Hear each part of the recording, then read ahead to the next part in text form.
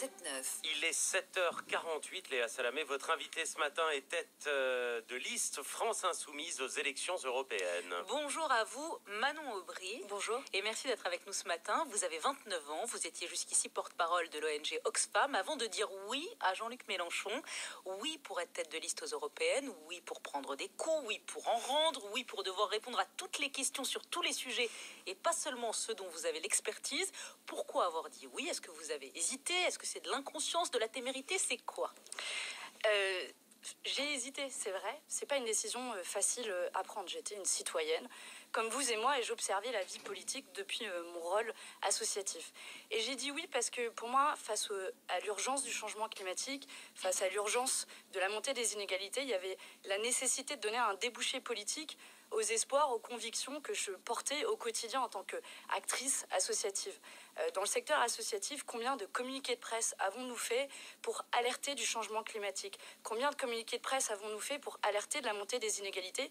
Et donc, mon objectif à travers ce oui, c'est de demain transcrire politiquement les propositions que je portais, mais que d'autres portent aussi dans le monde associatif pour aller dans le sens du progrès social en Europe. Alors pourquoi oui à Jean-Luc Mélenchon? Parce que vous avez été approché notamment par Benoît Hamon. Pourquoi lui avoir préféré Jean-Luc Mélenchon? Alors, il y a deux raisons principales. La première chose, c'est que d'abord, je vais vous dire, je n'étais pas une militante de la France insoumise de la première heure. J'ai été approchée par... Mais vous avez voté Mélenchon... Enfin, vous n'êtes pas obligé d'ailleurs de le dire, mais... Oui, mais la vraie question, c'est que je n'étais pas une militante de la France insoumise. Et donc, quand la France insoumise m'a approchée, je me suis d'abord posé la première question indispensable, qui est celle du fond et du programme. J'ai relu l'ensemble de l'avenir en commun, donc du programme de Jean-Luc Mélenchon pour la présidentielle, relu les livrets thématiques, et en réalité, la France insoumise a produit intellectuellement, a renouvelé le champ des propositions pour le progrès social, la justice climatique, la lutte contre les inégalités. Plus que Benoît Hamon. Plus que Benoît Hamon, le programme était plus complet. Et puis la deuxième question que je me suis posée, c'est est-ce que je me sens à l'aise aujourd'hui dans un parti politique ou un mouvement, un jeune mouvement qui est la France Insoumise? Et quand on regarde de près, la France Insoumise a aussi renouvelé les pratiques politiques, réinvesti les quartiers populaires, fait de la démocratie participative au niveau local. J'ai assisté à ma première convention de la France Insoumise il y a une semaine et j'étais surprise de ce travail en petits groupes, en ruche, participatif.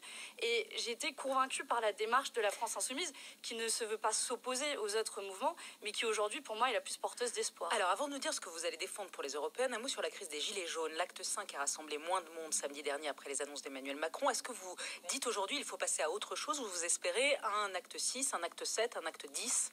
Alors, ce n'est pas à moi, en plus, toute nouvelle actrice oui, mais il va falloir politique. Répondre là, bien aux sûr, questions. Hein. Bien c'est sûr. ça la grande non, différence. mais ce n'est pas à moi de donner des consignes aux Gilets jaunes.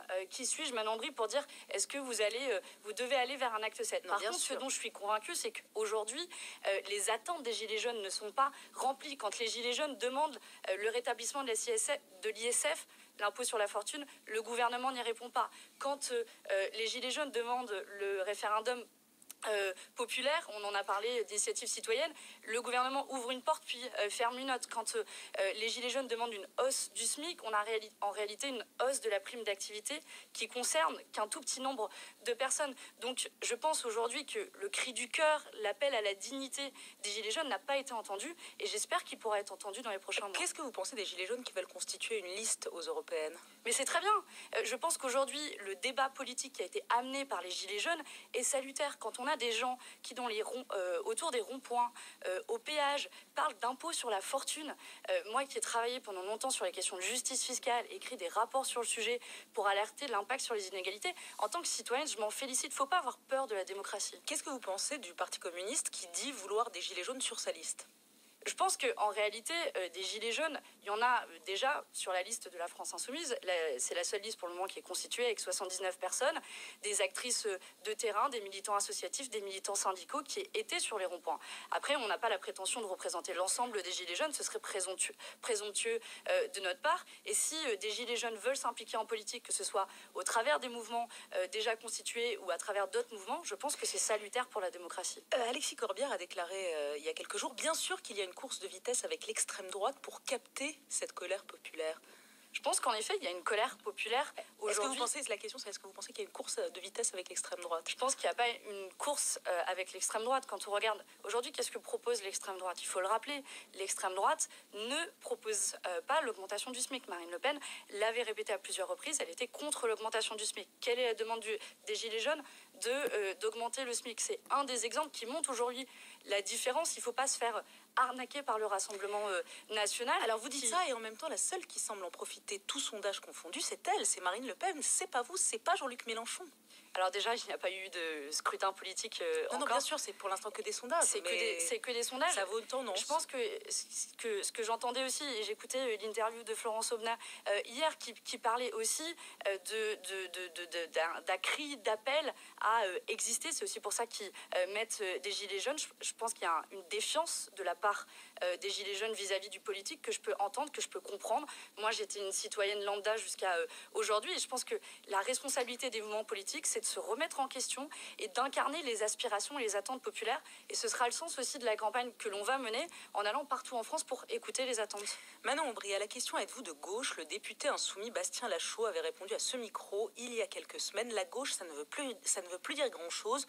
Je ne pense pas que ce soit un repère qui puisse convaincre. Est-ce que vous êtes d'accord avec lui? Je suis complètement d'accord. Et je vais même aller plus loin, parce que je sais qu'on va me la poser la question. Est-ce que je suis de gauche? Oui. Est-ce que la gauche veut dire quelque chose pour des millions de gens en France? Non. Et c'est bien malheureux. Et c'est face au renoncement aussi, y compris du quinquennat Hollande, qui a détruit le mot gauche. Et donc, aujourd'hui, parler de la gauche ne veut plus rien dire pour grand monde parce que les repères politiques sont perdus. Moi, j'ai envie de parler de transition écologique, j'ai envie de parler de lutte contre les inégalités. Et vous voulez parler au peuple et pas à la gauche, comme j'ai envie de parler à l'ensemble de la population, oui. Vous employez le terme de peuple? Oui, j'ai aucun problème à entendre et à parler de la question de peuple, parce que je pense qu'aujourd'hui, les aspirations populaires qui s'expriment, notamment à travers le mouvement des Gilets jaunes, doivent être entendues. Et quand hier j'ai entendu Stanislas Guerini avoir peur du référendum d'initiative populaire parce que c'est le risque du rétablissement de la peine de mort selon lui, c'est que aujourd'hui le gouvernement, la majorité a peur du peuple. Il ne faut pas avoir peur du peuple et ne pas gouverner contre lui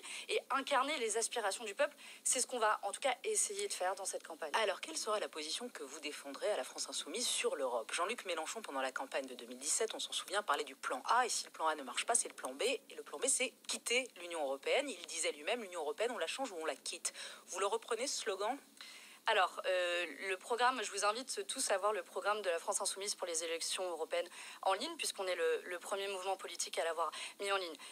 Qu'est-ce que le plan A et le plan B de manière très simple? L'Union européenne telle qu'elle existe aujourd'hui n'a pas tenu ses promesses de progrès social. On se souvient de Jacques Delors avec, en même temps que le traité de Maastricht qui parlait d'Europe sociale, on nous a volé l'idée d'Europe.